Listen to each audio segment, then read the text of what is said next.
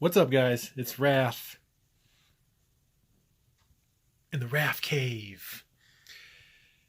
This video here is me showing you a snippet of Best Buy's Geek Squad television calibration.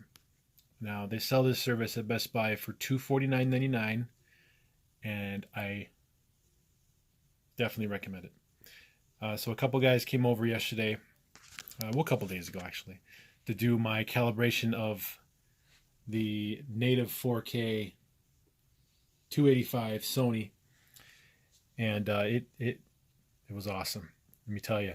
So these guys brought in some really cool equipment, tripod, sensors, laptop, test patterns. They did the works, and they went into deep dive into the color and contrast and tint and balance and white balance, all that stuff, settings, gamma settings, all that stuff. And they tweaked it pretty good. And I gotta say, guys, I'm impressed. And I'm a very picky person when it comes to color and detail. And I thought that my eye got me the right picture. But when he actually ran the true test of the snapshots of the greens, reds, and blues, and that graph on the laptop he had, my numbers are off. They weren't clean. So after about 2 hours, they were here 2 hours. There's a couple guys. One guy named Corey. He's one of the guys around my area that does it. He's a professional. And Majestic, the guy that's kind of in training, was with him. Great guy, Corey. Very welcoming, professional. He knows his stuff pretty well. Now, when they come in, they don't calibrate HDR, right? So they calibrate SDR.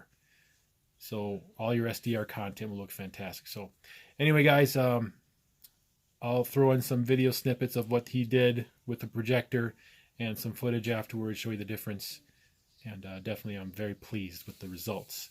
So definitely made this projector a heck of a lot better as far as detail and color goes. All right, guys, well, here we go. Thanks for watching this video.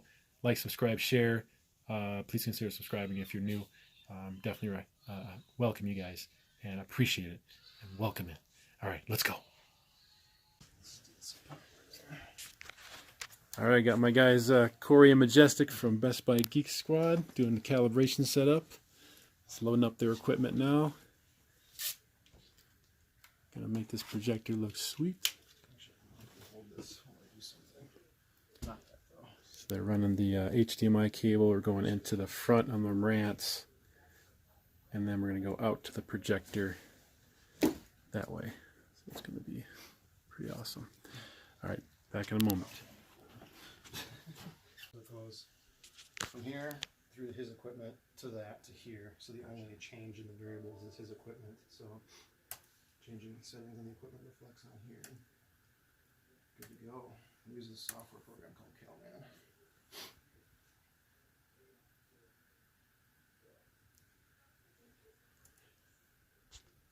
So Corey, what's calibration do? What does it like enhance and benefits and stuff? Mainly the colors. Color accuracy is the big thing on televisions and displays. Doesn't do anything with resolution because that's kind of just up to the content that's being sent to the TV. Okay. But really, it's all about making sure that when the source material is telling it, show me white, that it's showing you an accurate color white.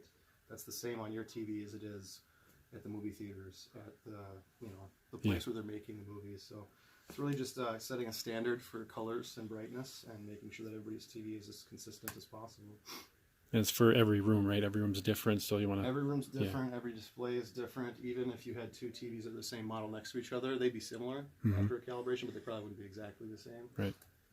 So yeah, it's you can get it close by just kind of finding some settings online, pumping it in. It's better than probably it was out of the box, but yeah, if you don't calibrate the specific device, it's not going to be as accurate as it could be. Right. So it's getting the best out of your products. Yep. Yeah, exactly. So this is a white thing. I have to initialize the sensor before I start. Normally I set it on this, but obviously it's attached to that. If you can hold this where the sensor is, it kind of fits into the sensor up there, and just hold it in front of it while I do this. It should only take a minute. Hold on a second. When do you need it totally dark? Not for this part, but once we start actually calibrating, there we go. So yeah, you want to just kind of touch it up against the front there, and see how the thing kind of, and then hold it as close as you can. It should be like resting on it. Is that as close as you can get? Yeah. And does it kind of fit so that do you see the eye on the camera on the front if you take it off? The eye, that should be right on top of the white. If it's not on the white, it's not going to work. Yeah, it's kind of fit in place, kind of slide and click. Not click, but. Yeah, I was say I don't know if on the tripod it's going to work that well. Let me give it a shot here. Oh yeah, because the bottom. So if you just hold it kind of like that. Yeah. Because basically what we're doing is we're telling you what true white is. And if you tell it black is true white, we're going to get some weird results. Alright, ready? Yeah.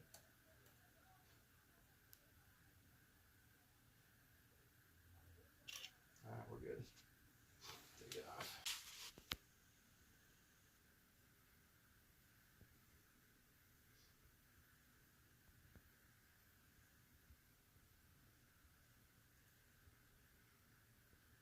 So this is what says direct view. Not doing that in this case because it's projected. Which is that.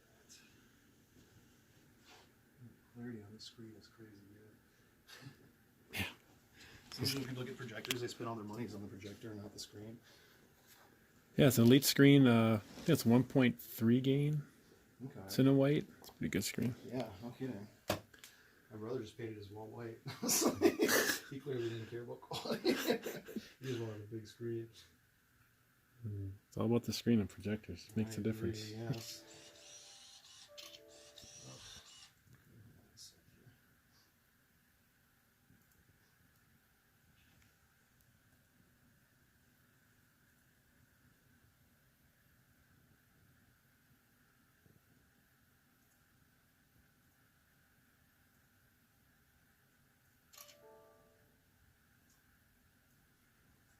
Let's try that recalibrating the sensor. You want to hold that up there one time?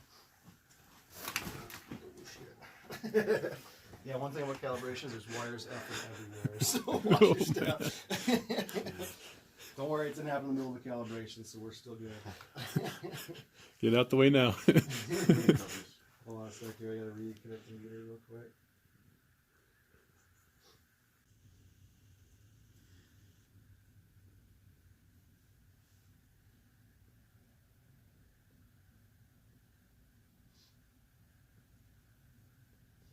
So this is, I'd say 90% of the calibration is just grading squares. So right now I'm taking a pre-reading, so it's just going through, and I didn't change anything yet. Just taking it before, basically, and it's doing the 10-point grayscale here, which is how accurate your whites are, which is arguably the most important thing. And this is the graph for that. The idea is, the graphs are just a visual representation. The important thing is the numbers. But you want this to be as close to 100 in all three colors as you can. So beforehand, usually, so far it's not bad, but on most TVs, blue is like off the charts high. But he's got it on an expert pattern that he already put stuff in, so it's probably a lot more accurate right now than most TVs are.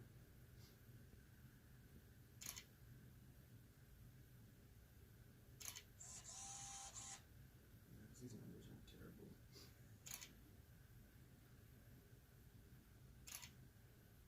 So most of the time, these are colors, obviously. I'm trying to hit the squares with the dots. White usually is like down here in the blue on your average television. Some are worse than others, but this one's actually pretty close to accurate white already. But we can do better. Yeah, the colors on the screen are pretty good. Usually they're way outside the squares. Like I said, he's got in cinema mode. So, like for example, if you had it in like a dynamic mode, it would just be way not right. So that's it for the pre-reading. Now we can actually get into linking switch.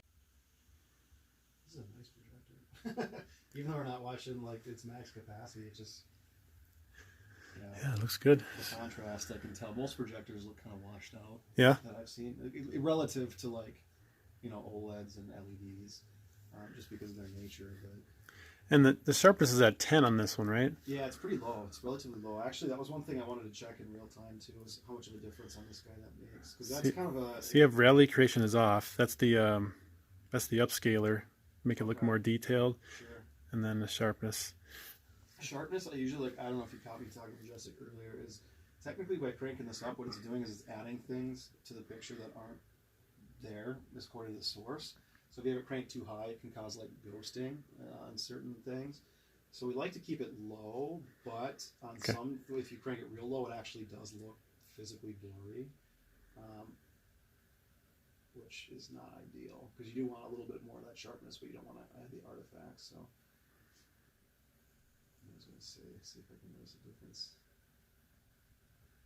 It's too high. I don't want to leave it that high. It's hard to tell in commercials because they keep cutting so fast between different shots. It's hard to compare. But yeah, I mean, sharpness has got, it's one of those settings that's not, like you can change it without really affecting the overall calibration much at all. It's kind of a standalone setting. And it's actually one of the lesser important ones as far as picture quality goes. And on some TVs, it's actually a placebo control, where like it actually only has an effect for like a couple of dials, and then after that, it doesn't do anything. But yeah, I had it set on 10. I wouldn't personally change it past like 25%, which I think is 25 on this because it goes to 100.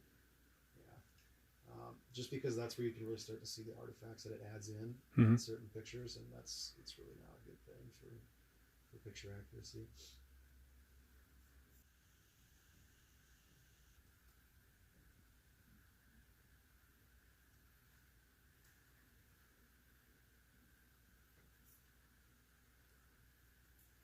That colors look a lot better. Yeah, I was just going to say, that was one thing I was checking on, because this is specific to Vizio, but one time when I was early in calibrating, I went through and changed some of the color, the actual physical color settings, like anytime it shows red, how accurate is that red when it's straight red? And on a Vizio specifically, with the CalMan software, it was kind of a trick of the software to say, okay, that looks good, and then when I changed it back, it was like there was almost like a reddish tint on the whole thing, and I had to do some research to figure out what that was, but it turns out that it was the adjustments made in the color that the computer wasn't reading accurately. So every time I mess with those, I always am a little nervous. It's only happened the one time. I think it was specific to that Vizio model, but now whenever I make those changes, which I did on this one, just a little bit, I always take a close look and make sure that the skin...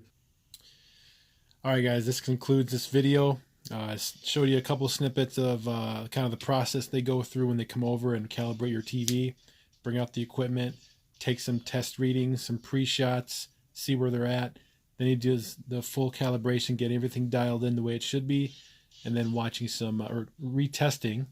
And then after that, they show you a comparison. They email you the settings before and after, so you always have a copy of the before and after in the email, so you can always go back to the settings if you want to change anything or whatnot. But guys, very impressed with the process. Great guys. And the picture, just look a lot better. If you can see, that price is right at the very end of this video. Those colors in the audience, beautiful colors all around the audience, different color shirts, and the skin tones are just awesome. So I'm really pleased. So from now on, when I turn that projector on, I know I'm getting the best quality from the projector. Fantastic. All right, guys, thanks for watching this video. Hope this helped you out in deciding if you want to get your TV calibrated, which I would highly suggest, because you can get a much better picture out of your set in your room by having it dialed in through a special setting. So definitely check them out. All right, guys, have a good night. I'm tired, but I appreciate you watching this video. Give it a like, share, comment below if you liked it. I appreciate it. Until next time, guys, home theater rules. Rafcave out.